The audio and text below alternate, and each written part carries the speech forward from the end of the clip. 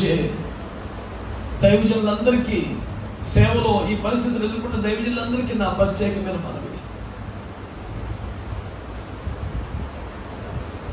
మన సంఘాల్లో ఉద్యోగాలు చేసుకునేవారు కానీ, వ్యాపారాలు చేసుకునేవారు కానీ, విశ్వాస బిడ్డలు, సేవకులు, పరిచారకులు అందరూ కలిసి ఏ ఊరు కా ఊరు ఎవరి సంఘం వాళ్ళే మే 11వ తేదీన మరొక ప్రత్యేకమైన ఉపవాస దినాన్ని ప్రకటిద్దాం. ఇప్పుడు దాకా మీరు చేయలేదు అంటలేదు, ఇదే మొదటిసారి అంటలేదు. దీంట్లో ఉద్దేశం ఏంటంటే ఒకే రోజు అన్ని చోట్ల జరగాలి. అది అయ్యే దర్శనం.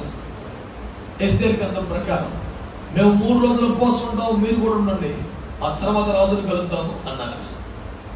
నేను పిలుపునిస్తున్నాను. ఇప్పటికి అనేక మంది మేము 1వ తారీఖున ప్రార్థనలు చేశారు, వారందరిని బట్టి దేవుని స్తుతిస్తున్నాను.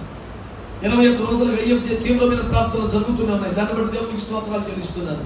వీటికి అదనంగా ఫైనల్గా మే 11వ తేదీన 3 గంటల పాటు ఉదయం 6 నుంచి 9 అయినా, వీరిని బట్టి 10 గంటల నుంచి అయినా, లేదా సాయంకాలం 6 నుంచి 9 అయినా,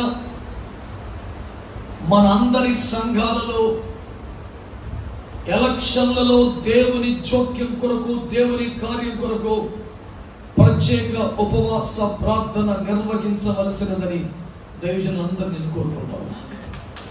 ఎంతమంది ఏకీవిస్తారు?